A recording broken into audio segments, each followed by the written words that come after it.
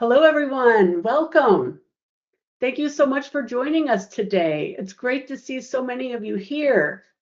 Well, whether you're at a public library, helping patrons at the desk, or perhaps on campus, supporting students and faculty, or even working remotely with students and users, thank you for sharing part of your day with us. You know, one of my favorite parts of what we do at NewsBank is getting to showcase some of the many real world ways that people can use news, especially when those uses are creative and even a little unexpected. And today's topic is exactly that. We're going to be talking with two published authors who use news to create what they call instant atmosphere. We are at the top of the hour, so we're going to get started. My name is Catherine Bergerson. I'm the Vice President of Marketing at NewsBank. I am in Naples, Florida today. Working behind the scenes is my colleague, India Bradford Jones. You may hear me call out to her during the presentation. And to let you know, the session is recorded and you will be receiving a copy in a follow-up email. Here's what we have planned for today. So on our agenda, we are going to start with just a quick overview of NewsBank and then jump right into the program with our panelists. We'll get to the heart of the discussion, real examples of how they use news to inform their stories, to add authenticity, and sometimes how news even changed the course of their plot lines. We'll have some practical ways you can support patrons, students, faculty at your institution, your library who are using news and primary resources to strengthen fiction writing and research. And if you have a question, you can look for the icon on your screen. That's likely in the top right. We have a screenshot of what it looks like right now. Just take a look at that, open it up, drop in your question at any time. We will pause. And we'll do our best to get to as many of the questions as we can. If we run short on time, we will follow up with you afterwards to make sure you get the answers. In that same area, we have handouts. You can download those handouts at any time. Then we will wrap up with our next up slides. And then at the end, we have a little surprise for you. We hope will spark ideas at your library to get people involved in writing. So to begin, just a quick background on NewsBank. We have been a leading news and information provider to libraries, research institutions for more than 50 years. We aggregate news from all around the world, bringing you and your patrons responsibly sourced, vetted global news sources from multiple perspectives. And many of our sources are unique to NewsBank, and everything is available 24 hours a day, 7 days a week from any device. So whether someone is doing academic research or investigating family history or building a fictional world one detail at a time, NewsBank resources are available with a library card. Now, novelists use newspapers and media reports to capture the lived infrastructure of a place, its routines, the institutions, conflicts, voices, and that local reporting, also the advertisements, classifieds, obituaries, even sometimes weather reports or meeting notes can help writers build the worlds where characters can behave credibly under real circumstances. And we are grateful and excited to welcome our panelists who will be sharing their insights today. First, I'd like to introduce Richard Noble. Rick started his career in publishing at Canada's national newspaper, The Globe and Mail. He moved to the US in 1990 and continued his work in digital publishing in the newspaper, periodical, medical, aviation, and K-12 industries before retiring in 2022. Today, he serves on NewsBank's advisory board.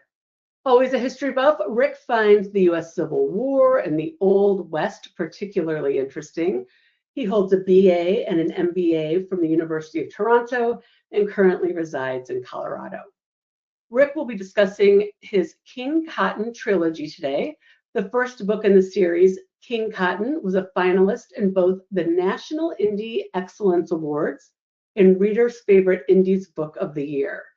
The third in the series, King Cotton Free, Jack and the Ripper, won the gold medal for Best Historical Fiction of 2025 from the Collective of Independent Publishers and Authors. Welcome, Rick. Thanks for having me. And welcome to Diane Schulman. She is the author of Anna's Promise and Under the Dragon's Shadow, which is the first in the Flying Dragon series. Book 2, Legacy of the Dragon, will be released later this year, so we will definitely be on the lookout for that. Diane is a publishing executive who has spent 20 years with NewsBank, where she serves as the Senior Vice President of the Media Services Division and has played a key role in building the world's most comprehensive global news collection.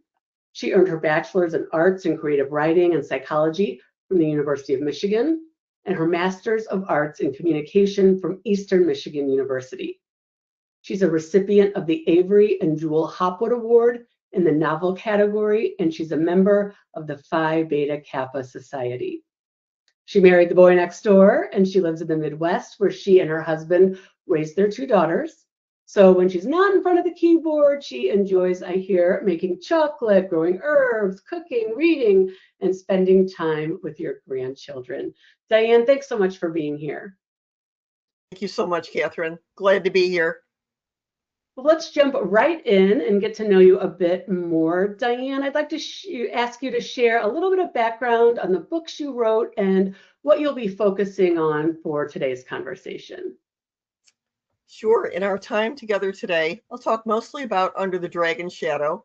That's the first book in the Flying Dragon series. John Fenton, a martial arts student in 1978, vanishes. He's taken off with $1 million from New York City's most perilous street gang, the Flying Dragons. He didn't care about the money. He had intended to make the drop and complete his final errand for Sifu until he learned of their plan to eliminate him. But none of this deters him from chasing his dream to learn from the world's greatest gung fu masters. Things quickly spiral out of control. The danger seeps into his family's life. The story unfolds from 1978 to 1997, spanning from Michigan to New York, Sweden to China, Hong Kong to California. For this conversation, I'll focus on how I used historical newspapers to build that world, especially the reality behind the Flying Dragons and the broader global forces shaping John's journey. Diane, thank you so much. We're glad to have you today. And Rick, if you could please share a bit of the background on your trilogy and what you're focusing on for this conversation. Sure. Thanks again for inviting me. As you mentioned, I plan to use the King Cotton historical fiction trilogy to illustrate what I think is incredible usefulness of newspaper archives and doing research as a writer. So my books take place during 1861 through 1888, with the first one covering the U.S. Civil War. The second one takes place entirely in the Old West, and the third book picks up with some more Old West history, but finishes with a solution to the Jack the Ripper murders. Speculative solution for sure, but one that fits all of the known facts. So the editorial model for my works is that I insert a fictional character into real history, hoping to make readers feel like they've got a front row seat to actual events, from Bull Run to Lincoln's assassination to Wild Bill Hickok's career, the first train robberies in America, the opening of the Old Chisholm Trail, and as I mentioned a moment ago, the Jack the Ripper murders. And to make it a bit more fun, my character is, among other things, a cad and an opportunist and a philanderer, which I hoped would make learning some history a little more palatable, especially to younger audiences. In fact, one of my motivations in writing these was that student U.S. history scores are the lowest they've been in almost 3 decades and are still on a decline, as you can see on your screen there. They also say, as you know, the truth can be stranger than fiction, so I use newspaper quotes to provide credibility to some of the more unusual material that I cover, such as the fact that Lincoln's hat was shot off a few months before the actual assassination, and that Queen Victoria once hosted Buffalo Bill's entire Wild West show at Buckingham Palace. I think just writing about things like that is one thing, but I believe that referencing actual reporting from the time really gives them more impact. I also included a few old photographs for the same purpose. So, for example, when Buffalo Bill and his troupe of about 200 performers are setting off for England and the Queen in 1877, I have a photo of them aboard the steamship State of Nebraska as they're about to depart to Port of New York. Wow, I love that. That really leads into the next point. The truth that could be stranger than fiction. Some people may think, it's fiction. Why not make it up? Diane, what do you think about that? I want to make two great claims for research, specifically using primary sources. One, it's going to add credibility to your world building. And two, it's going to be a wonderful source of unexpected inspiration. Newspapers gave me the texture of the world, what people feared, what they noticed, what made headlines versus what stayed buried. For Under the Dragon Shadow, when I was researching the flying dragons, I wasn't just reading isolated crime reports. I was seeing patterns, extortion cases, kidnappings, community responses, the way law enforcement described the threat. That allowed me to write scenes that feel lived in rather than imagined. But newspapers gave me more than detail. They gave me range. In another research project for Anna's Promise, I went in a completely different direction, researching what were called script mills in the Midwest. Articles from the 1990s and even earlier described doctors being prosecuted for overprescribing controlled substances, sometimes referred to as drug dealers in a suit. What struck me was that this wasn't new. You could trace it across decades, investigations, prosecutions, even the same language and behaviors repeating over time. That kind of reporting gives you context you can't invent. It shows you how systems evolve and how patterns take shape long before they become widely recognized. And as a novelist, that allows you to build stories that feel grounded in reality, even when they're fictional. It's not just about what happened, it's about how often it happened and how long it's been happening. That's really a story that continues today. Absolutely. Rick, can you share about how delving into historical newspapers provided you with some context for your books? For example, we talked about some weather, finding out about the weather or the local atmosphere, ads, how did you get immersed in the era? Yeah, well, first of all, I agree with Diane that serendipity is an amazing thing when you're browsing papers. But funny you mentioned the weather. At the beginning of my first book, King Cotton, my character decides to go to the train station in Baltimore on February 23rd, 1861, to watch Abraham Lincoln and his family pass through on his way to Washington and his first inauguration. So when I was browsing the Baltimore Sun for that day and trying to figure out whether it was sunny or rainy or warm or cold or whatever, I happened to notice an ad for a gun shop. So I had my character stop in there to have his revolver serviced. It turned out the proprietor, Alexander McComas, was a very famous gunsmith in that area. And that whole little episode resulted in me making guns and the evolution of guns a kind of a minor sub theme in all three books, and that's been a feature that's proven very popular with a lot of my readers. Um, but back to the weather, I found it interesting that it was very difficult to find any mention of it in newspapers from that time, and I guess part of it was forecasting was in its infancy then. So I found that to figure out what the weather was like on a particular day, I had to find articles about a significant event like Lincoln's inauguration or the Gettysburg Address, and just hope that the general reporting about it spoke about the weather as well.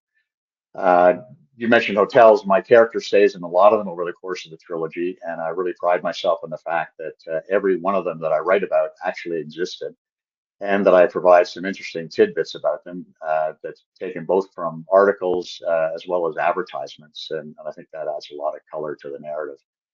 Um, I guess another example that comes to mind in terms of immersing myself in the era comes from the third book, when Alan Pinkerton, the famous detective, forces my character to help when his detective agency is hired to help the Cuban government quash a revolution in 1872. So I was able to use newspaper articles to gauge the sentiment of the American public about the revolution at the time, and learning all of that really helped shape that part of the story. I think a lot of people, and myself included, newspapers can be very useful in terms of verifying some specific facts or dates and spellings of names, perhaps. But I love the serendipitous discovery, and you each have some really interesting examples of what you came across in the NewsBank archives, perhaps how that changed or influenced your writing. Rick, could you share a bit about that? Yeah, sure. So I started writing King Cotton when I retired in 2022, and my thought at the time was that this would be my first book and my only book. I'd done some research and figured out that the average novel was about 80,000 words. So I wrote and wrote and wrote and wrote, and looked down. I had 10,000 words, and at that point, I decided this whole thing was a very bad idea. But next thing I knew, I was at 110,000 words, and I stopped, and the book was published, and I kind of figured that would be it. So then I happened to see an article in 2023 about a Kentucky farmer who unearthed 700 Confederate gold coins when he was plowing his fields in the spring. And of course, nobody knew how they got there or who left them. So another theme in my books is solving these unsolved historical mysteries, like who shot off Lincoln's hat or who was Jack the Ripper. And these coins just fit perfectly into that category. So next thing I knew, I had another 90,000 words on my computer that ended up becoming second book, I'm sorry, King Cotton 2, Kentucky Gold. And all of it was the result of just seeing that single article about the farmer. But probably the most fun example of my using newspaper articles and serendipity came in writing the Ripper book. So I really try and strive for historical accuracy in all the books, but I don't think people much notice if you get a small fact or a date wrong in the Old West or even with the Civil War. But God help you if you get one little thing wrong about the Ripper murders. There are thousands of self-proclaimed Ripperologists out there who are ready to swoop down on you and come down on you like a ton of bricks. So anyway, when I was writing that third book, toward the end, my character ends up having a couple of drinks with Mary Kelly the night before she became what is widely believed to be the last of the Ripper victims. So I put them both in a pub at the very western edge of Whitechapel called the Britannia. And I did that because her landlord was quoted in the newspaper the next day as having seen her speaking there to a nice gentleman that previous night. But as part of doing my research, I was listening to a Ripper podcast, and the host said that Mary Kelly was drinking in the Ten Bells Tavern the night before she was murdered. So anyway, I wrote them an email kind of correcting them and including a little bit from that newspaper article. And they wrote back, thanked me for my unbelievable attention to detail. And at that point, I had to laugh at myself for becoming one of those Ripperologists. You became what perhaps you most feared. No. Exactly. Aw. Well, Diane, you also have experience with what I love that we're calling serendipitous discovery. What can you tell us? Absolutely. As Rick just shared, this is truly where the magic happens. I actually didn't even know that a street gang called the Flying Dragons existed when I began my research. I came across a transcript from New York Public Radio's, all of it, that explored Chinatown's organized crime history. And that's when I discovered them. And that moment shifted everything. What started as general research suddenly became specific. Real people, real structures, real stakes. The Flying Dragons became the group John Fenton gets pulled into, and ultimately the name of the entire series. And once I saw how those individual crimes connected into a larger ecosystem, the story deepened. It wasn't just about isolated events, it was about hierarchy, power, and survival within a living system. Similarly, when I set out to write Under the Dragon's Shadow, Tiananmen Square wasn't part of the story. It was only through doing research that I discovered what was going on in Beijing and throughout China in the spring summer of 1989, exactly where my story was unfolding. That kind of discovery doesn't just add detail, it transforms the story. Diane, I would be remiss if I didn't point something I was thinking about here, that the information you found was from an NPR transcript. And one of the things that we pride ourselves on at NewsBank is the value of aggregated news, and that includes a variety of formats. So we often think it's news articles or newspaper articles, but it could be magazine articles, or in your case, it was the full conversation and interview transcript from that NPR story, which was really interesting that those different types of formats come in to be so valuable in your writing. So thank you for that. And actually, I put a link to that transcript in the PowerPoint. So if you go into the handout section and you download the PowerPoint, there's a link in there, and you can get to the full piece and see what that transcript format looks like. So I want to transition into something that I find interesting in the news, and that's sometimes that stories or issues are covered perhaps without a lot of what seems like a lot of fanfare at the time or mainstream attention in the moment, but then later in retrospect, those stories or details can prove to be very valuable or useful. What examples from your work can you share that provided some of that longer term perspective, or perhaps was the start or spark of a larger issue over time? Rick, could I ask you to speak to that first, please? Sure. Yeah, I think a good example of that, from my perspective, would have been, John Wilkes Booth was quite well known before he assassinated Lincoln. He was an actor, and he had two brothers, Edwin and Junius, who were in the same business. And the three of them performed quite a lot individually in the mid 1800s, but just one time together on November 25th, 1864, at the Winter Garden Theater in New York City.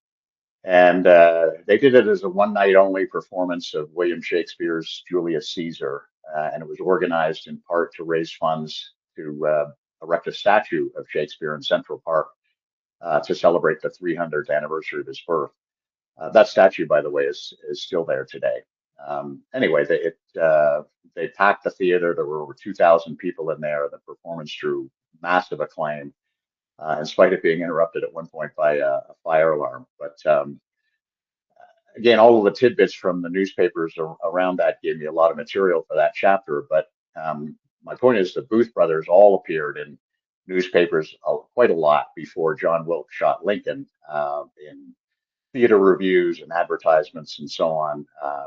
But all of them certainly took on a much different meaning after the assassination of Lincoln in Ford's Theater on April 14th, 1865, which I'm sure people went back and forth over those with great interest after the assassination.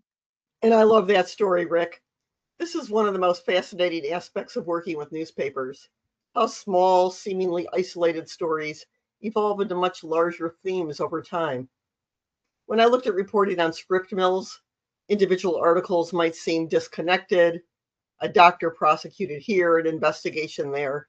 But when you read across years, even decades, a pattern begins to emerge. Recurring behaviors, recurring language, a system revealing itself over time. I saw something very similar when researching Tiananmen Square. Contemporary reporting, first-hand accounts from journalists, students, and citizens. They felt fragmented and chaotic in the moment. But when you step back, those individual voices, students, bystanders, even fruit vendors, come together to form a much larger narrative about resistance, control, and human consequence. I was surprised to learn in the UPI chronology of China protests that it was the April 15th, 1989 death of a former Communist Party chief, a popular liberal who was ousted in 1987, that sparked students to eulogize the former leader, which turned to protests calling for democracy and the resignation of senior leaders. This dream of democracy had been brewing for years before it erupted. That directly influenced how I built backstories for my characters, especially those shaped by political trauma. As a novelist, those patterns are incredibly powerful. They allow you to write stories that reflect not just a single moment, but an unfolding trajectory. It really does. And when you think about the impact of those early articles, it's really incredible, as you said, to get a more complete picture of over time, but then also to look at how history can repeat itself. Well, thank you both for those examples. I'm going to transition now into another issue that gets a lot of attention. Media bias, fake news, media literacy. These are words that are going to talked about a lot and intertwined. And newspapers and media outlets can have differing perspectives. Stories may include or not include certain details. How did you, recognizing these elements, how did that shape your understanding of historical events or impact how you portrayed them in your books? Rick? Yeah, this was a bit of a surprise learning for me as I was doing my research, and you think about how biased the media seems today, but I think back then it was maybe even more biased. But I think one of the differences is they were more upfront about it. So as you've got on the screen here, political leanings were quite often telegraphed, even in the publication's names. So political differences, one thing, and then there were also, I noticed, regional differences that were very stark back then. So one example of that was on October 5th, 1871, the town marshal, Wild Bill Hickok, faced down an angry, drunken mob of about 50 Texans in the frontier cattle town of Abilene, Kansas. And he ended up shooting and killing their leader, a gambler named Phil Coe, who would go on and to die a slow and painful death a few years later. So the newspapers in Kansas all called Hickok a hero, but the ones in Texas almost universally called him a cold-blooded killer and much worse. And then the narrative can change over time as well, even in the same publication, just like today. So Jesse James at first was considered just a run-of-the-mill outlaw and Confederate guerrilla. Then became a misunderstood folk hero and a victim. And then today, I think we're back to recognize him really as a cold-blooded killer. And yeah, there's examples today too about how things change over time. So, COVID was caused by a pangolin in a wet market. Wear a mask, wear two masks. Wait, masks don't work at all.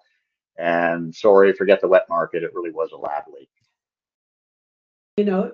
When they say the first draft of history, that's what we perhaps knew at the time, or what was reported at the time. Very interesting. Dan, what are your thoughts on this? Well, those are great examples, Rick. I find bias to be actually one of the most valuable parts of using newspapers. Different publications frame the same event differently, as Rick was just saying. What's emphasized, what's omitted, particularly tone. Even the language used, like calling someone a doctor versus a drug dealer in a suit, tells you how the story is being framed. And that awareness helps you understand not just the facts, but the narrative around the facts. As a novelist, that's incredibly useful. It reminds you that every story has perspective, and that allows you to build nuanced characters and conflicts. Absolutely. Having access to so many news resources really does allow people to evaluate all sides. And so that, is another point of pride for NewsBank, is to be able to provide those multiple perspectives and really, again, get a clearer picture of what's being reported.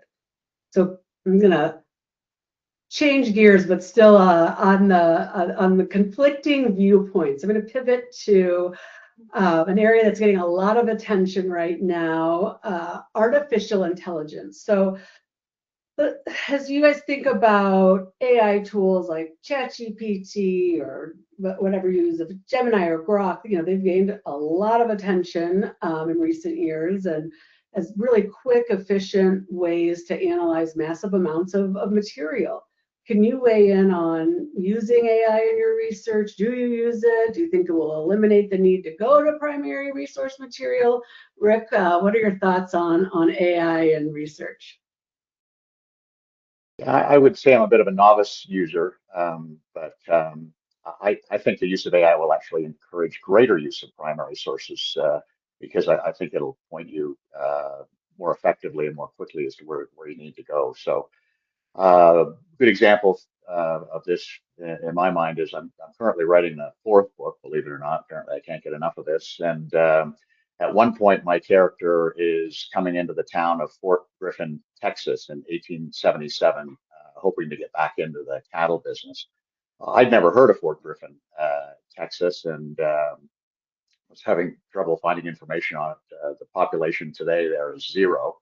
But I asked Grok, which you mentioned, to describe what the town would have looked like in 1877. So it came back and gave me the layout of the town, street names, hotel names, tavern names, interesting little facts like the one that Doc Holliday and Wyatt Earp first met there and began what became a lifelong friendship up to and even after they shoot out the OK Corral. But all of the information it sent me included links to the primary sources. So again, it didn't eliminate the need for those. It just told me much more quickly where I needed to go.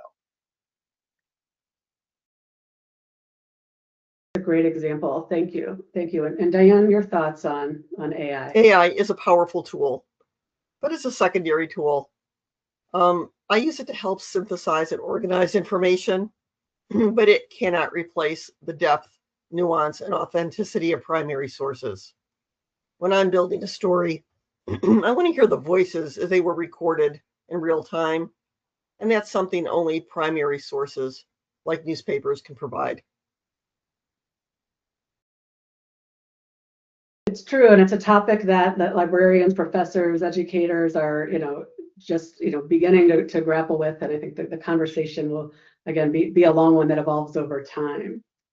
Well, speaking of our librarians and educators, thank you again for being in the audience today. Rick and Diane, I'd love to hear from you. How can librarians be positioned as partners in storytelling and research, particularly supporting work with news archives and historical newspapers? Diane? Well, libraries are wonderful resources and essential partners in storytelling, not just for access, but for guidance.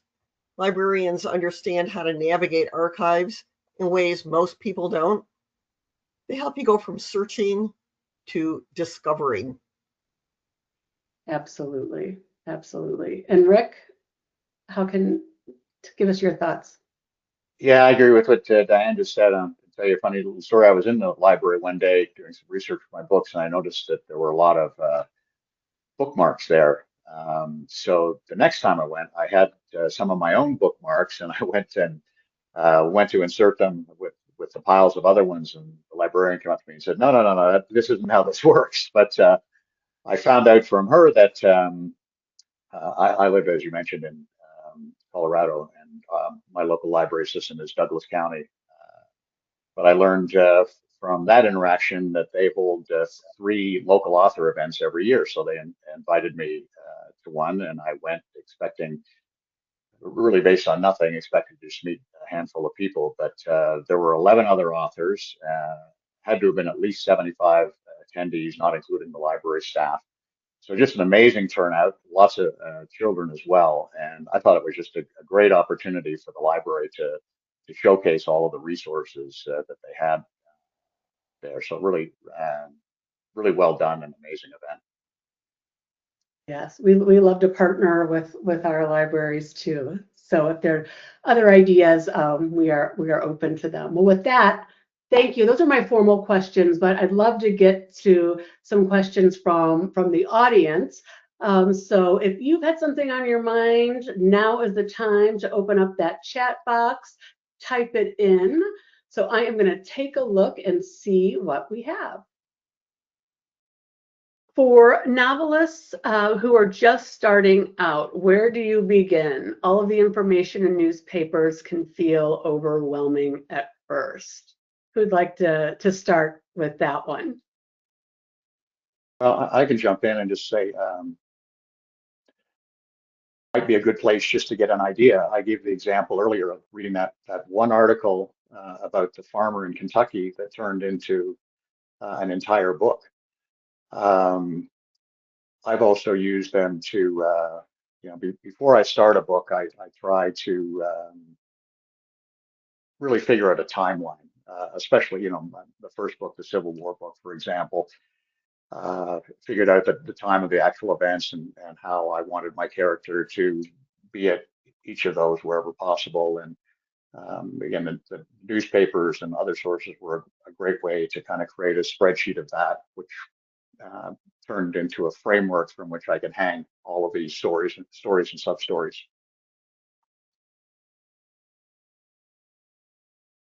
Great, thank you. And Diane, how about you? It can feel overwhelming at first, especially if you type something in and you might get millions of results. How do you begin? When something captures my imagination, I tend to just go deep down that rabbit hole and start learning whatever I can about it. And I do one thing at a time, even though I've mentioned a number of different things that I researched in the course of writing Under the Dragon's Shadow. It was really one area at a time, like street gangs, New York city street gangs.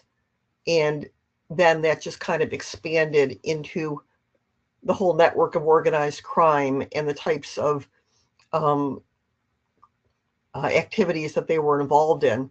And I actually create folders of all the stories. I print them out, I read them, I highlight them, I keep a notebook, because what I try and do is I try and immerse myself in the world so the information becomes integrated and second nature to me. Because when it's time to start writing, I put all that research away. It's something that has to be built ahead of time so that I feel like I know what I'm talking about. And you can move characters around in a time and place. Interesting. We have a question, and I think that this really, could apply to either author. Do you think that the demographic of the news source and the writers and the editors can influence the viewpoints of characters? Diane, you have an Asian character, and perhaps King Cotton has Black characters. How do demographics, fit into the stories that you're creating? That's a great question. Thank you.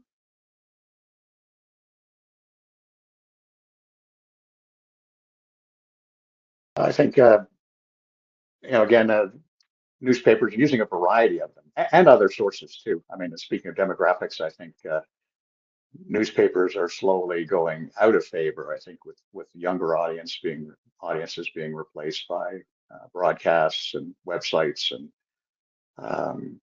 social media and so on. I know that NewsBank strives to capture a lot of that, but I do think by looking across a wide variety, you can sort of capture that. I mentioned that I use them to really try and figure out what the sentiment was in America through this revolution that was going on in Cuba, and what I found there really helped shape that part of the story for me. Thank you. And Diane, your thoughts on that? Yeah, in some ways, I'll echo what Rick said. I think the diversity of sources is the most important thing. And this is where I have to say, that's my passion. This is what I do, my day job. We have over 15,000 sources in NewsBank. My team works with the publishers, we license the content, and it's the diversity of those sources that is always so exciting to me. They all have a different perspective, and that's what makes them interesting. And it's by not reading one source and by reading multiple sources. I mean, when I was looking at news stories about Tiananmen Square, I was reading stories that came from newspapers across the entire world in the entire country.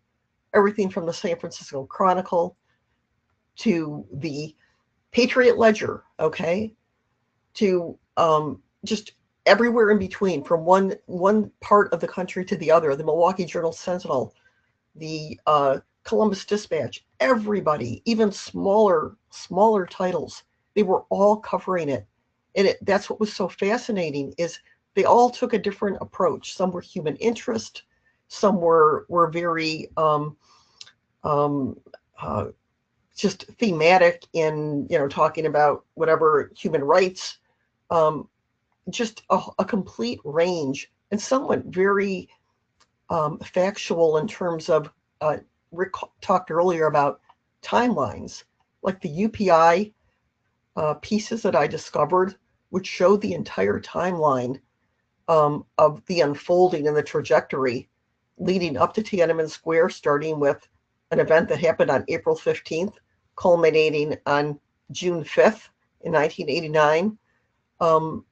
It just, everybody has a different perspective, and that's why a aggregated source like NewsBank is absolutely invaluable. Thank you. Thank you. And that leads to another question we have. It's specifically, I think, Diane, this one's for you. You were researching two very different worlds. How did you manage that, I guess, in your mind?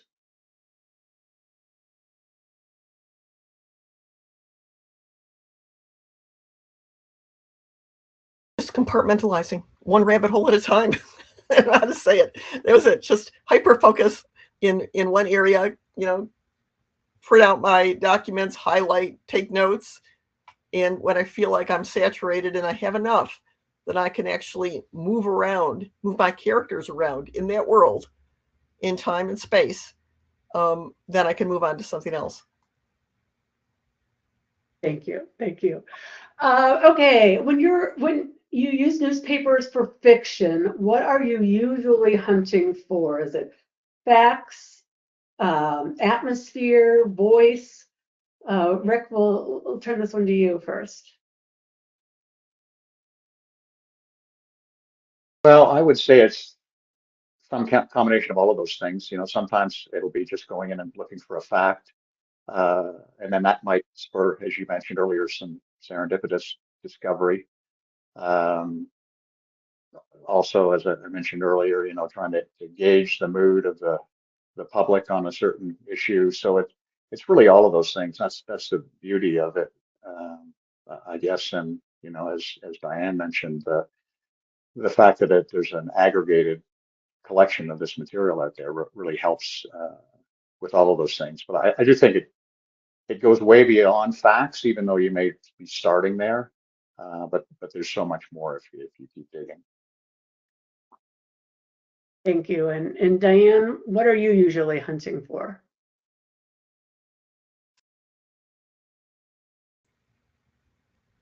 All of those things, but different things at different times.